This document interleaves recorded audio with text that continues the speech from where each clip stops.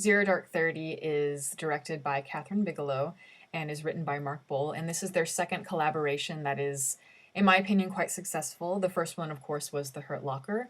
And for those of you who don't know, I voted The Hurt Locker as one of my top 10 favorite films of the last decade. I think that film is a masterpiece. It's a magnificent piece of filmmaking. And Zero Dark 30 follows it, and it's just as successful in many ways. It is a really, really fine piece of work.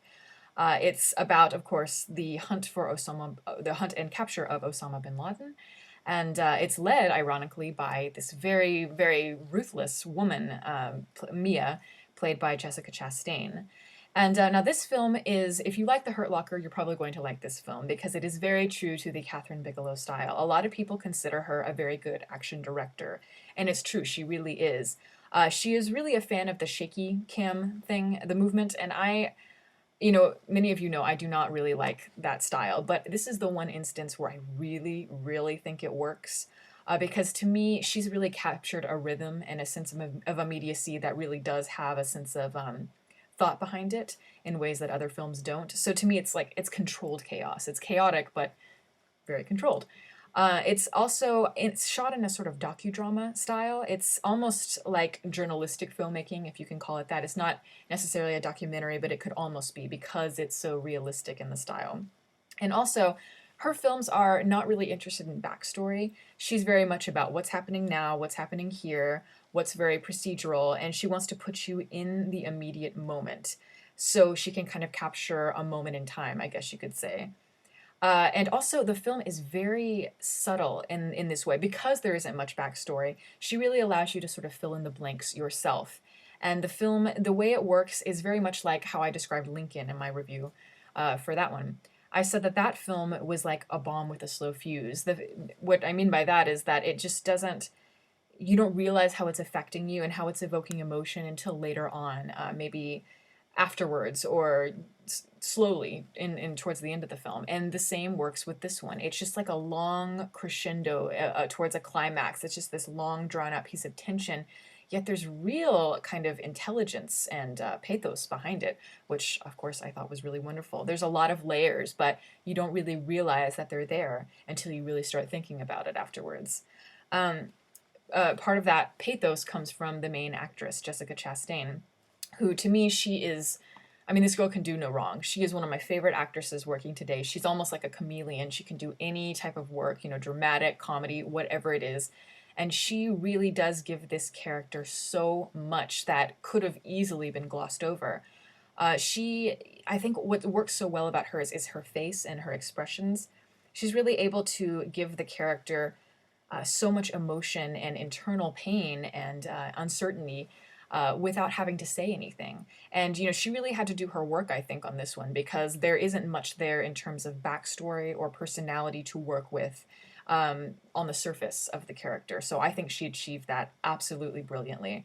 The character is actually quite interesting, and as I said, in so many ways, the character could have been one note, but it's not or she's not, because the character is very, I don't know, she obviously does not have much of a normal kind of social life, and she doesn't work well in social situations. She's not afraid to say what she thinks. She's very businesslike, and she's extremely ruthless in many ways, almost like Jeremy Renner's character in The Hurt Locker.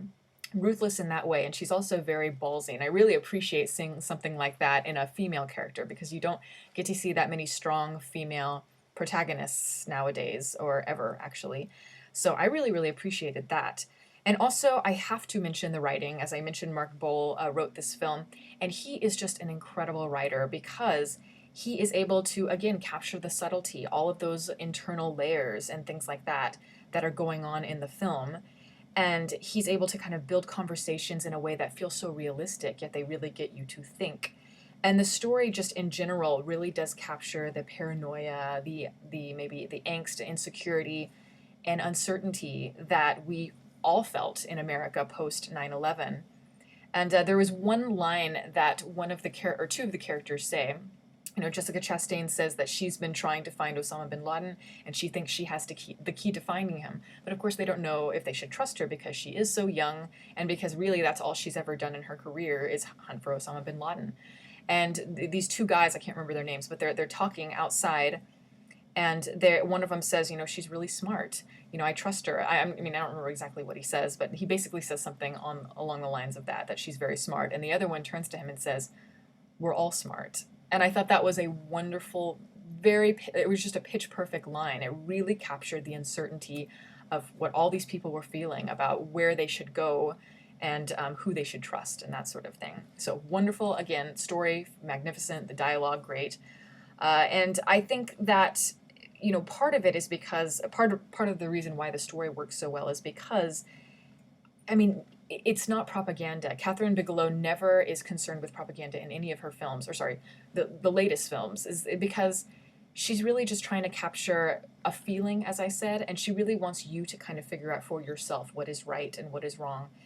But the two are not, I mean, those, it's not black and white at all. There's many gray areas.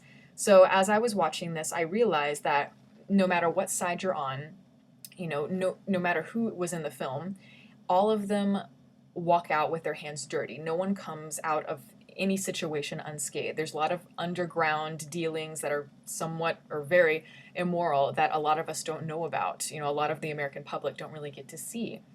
And I think the fact that Jessica Chastain's character is kind of right in the middle of it, and she really has to decide how she wants to get her information, what is moral and what isn't. And I know this is going to sound really lame, but, I am a big nerd, as you all know.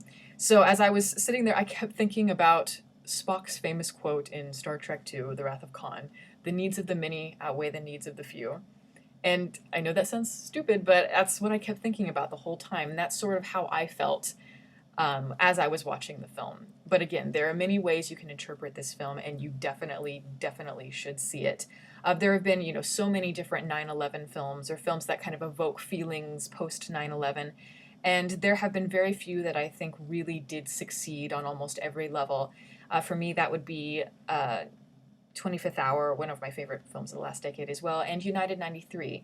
And this is another one to add to the list. It really does completely capture the zeitgeist. It captures everything that you could possibly want in a post 9/11 film. And I know just because people are going to ask, do I like this better than The Hurt Locker? I'm just going to say it's very different. My personal opinion, yes, I really love The Hurt Locker.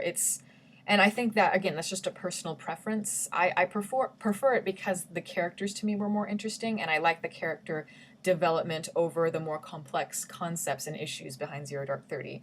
But that does not take anything away from this film at all. They're just, again, very different. You're going to have to decide for yourself which one you like better.